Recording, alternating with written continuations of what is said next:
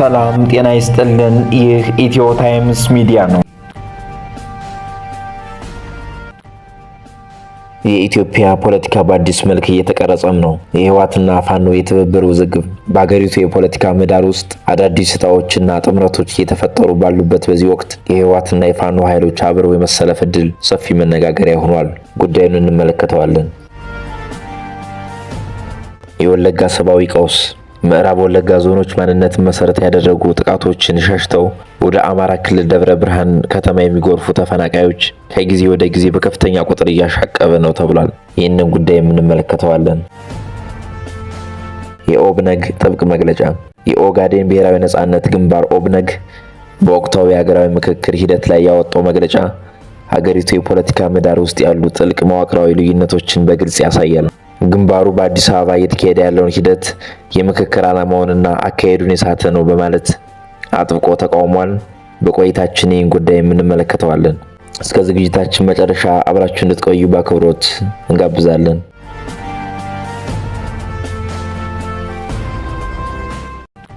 የኢትዮጵያ ፖለቲካ በአዲስ መልክ እየተቀረጸም ነው። የህወሓትና ፋኖ የትብብር ውዝግብ በአገሪቱ የፖለቲካ ምህዳር ውስጥ አዳዲስ እጣዎችና ጥምረቶች እየተፈጠሩ ባሉበት በዚህ ወቅት የህወሓትና የፋኖ ኃይሎች አብረው የመሰለፍ ዕድል ሰፊ መነጋገሪያም ሆኗል። ሁለቱም አካላት የአሁኑን አገዛዝ ለማስወገድ ግልጽ አቋም መያዛቸው ቢነገርም የዚህ ትብብርን መሆን ወይም አለመሆን የሚወስኑ ጉዳዮች መኖራቸው ነገሩ እርግጠኛ ከመሆን ወደ መጠራጠር ያመራል እየተባለም ነው። የትብብሩ ዋናው መሰናክልም የመሬት ይገባኛል ጥያቄና የቆየ ትርክት መሆኑን ብዙዎች ይናገራሉ። ህወሓት የያዘውን የመሬት ይገባኛል አጀንዳ ይዞ እስከቀጠለ ድረስ ከአማራም ሆነ ከፋኖ በኩል አዎንታዊ ምላሽ ማግኘት ፈተና ይሆንበታል ተብሏል።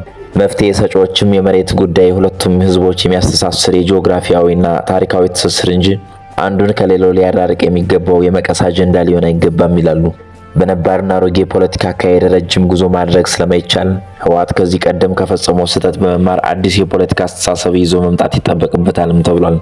የፋኖ አዲስ አስተሳሰብ ለአማራ ህዝብ ብቻ ሳይሆን ለትግራይ ህዝብም ጭምር ሰላምና እፎይታን የሚያስገኝ በመሆኑ ህወሓት ይህንን እንደ ገዢ ሀሳብ ተቀብሎ የትግል ኃይሎችን ማቀናጀት ይኖርበታል።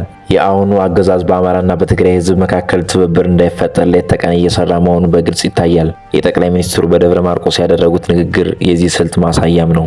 በታሪክና በጂኦግራፊ የተሳሰሩት እነዚህ ህዝቦች ሊለያዩ የማይችሉ የአንድ አካል ክፍሎች በመሆናቸው አእምሯዊ እይታን በማስፋት ለሁለቱም ህዝቦችና ለመላው ኢትዮጵያ መሰለፍ ይገባቸዋል።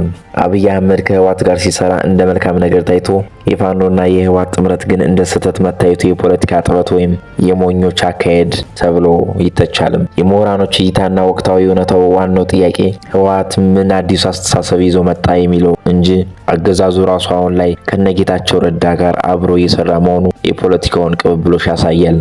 ትናንትን በድፍረት ማረምና የትውልድን አዲስ የሰላም ጥሪ መቀበል ለሁሉም ወገኖች ታሪካዊ ግዴታም ነው። የህወሓትና የፋኖ ትብብር በአገዛዙ ላይ የሞት ሽረት ውሳኔ ሊሆን የሚችለው የይገባኛል ጥያቄዎች ኋላ ላይ በመተው ለህዝቦች ሰላም ቅድሚያ ሲሰጥ ብቻ ነው። የአማራም ህዝብ ህወሓት ያለፉ ስህተቶችን አስተካክሎ ከመጣ በበጎ ለመቀበል ዝግጁ መሆኑ የጥምረቱ በር ሙሉ በሙሉ ዝግ እንዳልሆነም ያሳያል።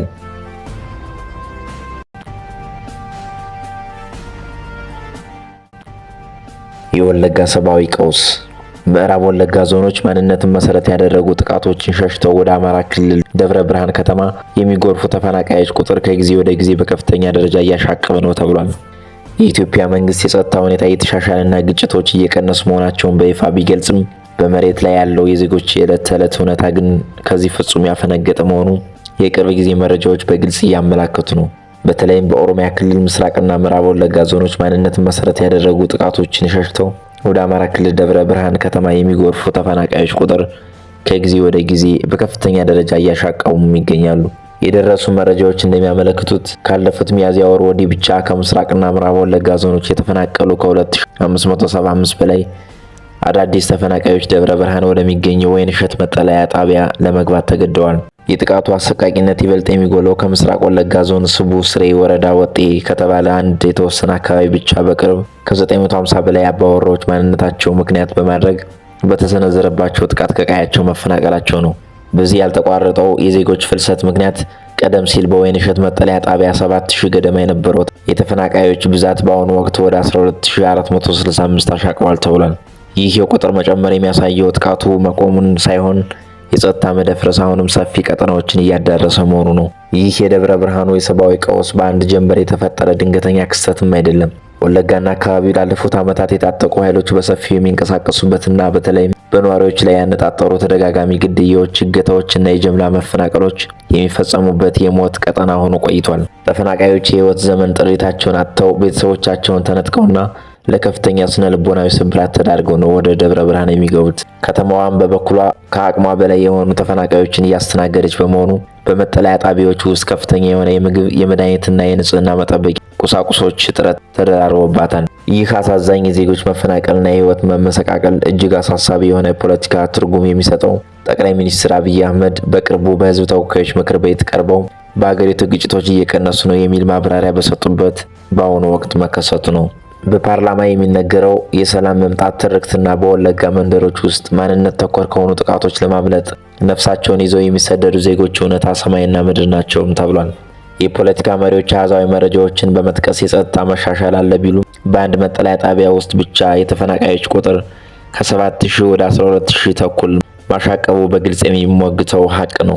እውነተኛው የሰላምና የጸጥታ መለኪያ በፖለቲካ መድረክ ላይ የሚሰጠው ፖለቲካዊ መግለጫ ሳይሆን ዜጎች በየትኛውም የሀገሪቱ ክፍል በነጻነት ያለ ስጋትና በህይወት የመኖር መብታቸው ሲረጋገጥ ብቻ መሆኑን የወይን እሸት መጠለያ ጣቢያ የዕለት ተዕለት ውሎ ህያው ምስክር ነው። የኦብነግ ጥብቅ መግለጫም።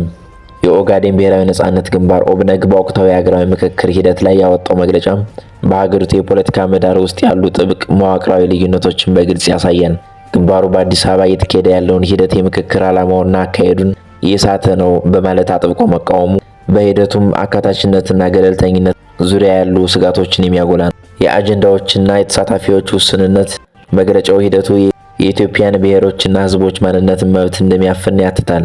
ተሳታፊዎች የራሳቸውን ማህበረሰብ ጉዳዮች በነጻ እንዳያነሱ ከሌሎች ጋር እንዲቀላቀሉ መደረጋቸው እንዲሁም የራሳቸው አጀንዳዎች ተጥለው በኮሚሽኑ በተዘጋጁ 8 አጀንዳዎች ላይ ብቻ እንዲወያዩ መገደዳቸው ትልቁ ጥያቄ አስነስቷል።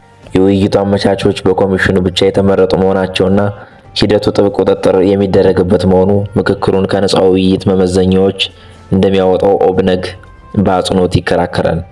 መሰረታዊ የፖለቲካ ስርዓት ለውጥ ስጋት። በመግለጫው ላይ ከፍተኛ ትኩረት ካገኙ ነጥቦች መካከል አሁን ያለው የብዙሃ ብሔር ፌዴራሊዝም በመልክዓ ምድራዊ ፌዴራሊዝም እንዲተካ፣ ክልላዊ አስተዳደሮች እንዲሰረዙና ሀገሪቱ በሀገር ገዢዎች ግዛቶች እንድትዋቀር የቀረቡ ሀሳቦች ይገኙበታል።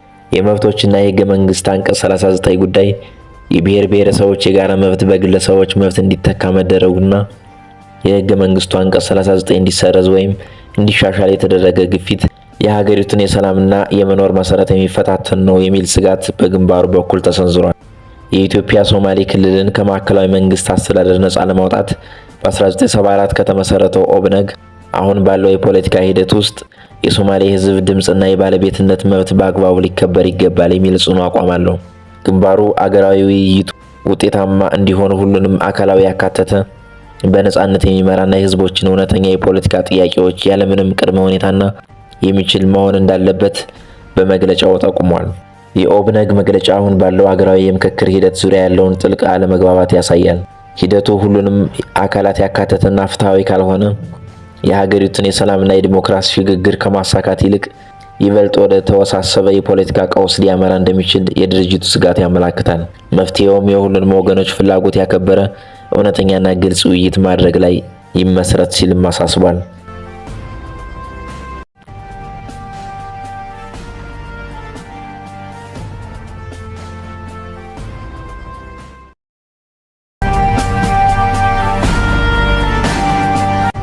የዛሬው ዝግጅታችን እዚህ ላይ ያበቃል። በየቀኑ የሚለቀቁ አዳዲስ መረጃዎች እንዳያመልጧችሁ ቻናላችን ሳብስክራይብ ማድረጋችሁ እንዳትረሱ። ቪዲዮውን ከወደዳችሁት ላይክ እና ሼር በማድረግ ድጋፋችሁን አሳዩን። ስለነበረን ቆይታ እጅግ በጣም እናመሰግናለን። መልካም ጊዜ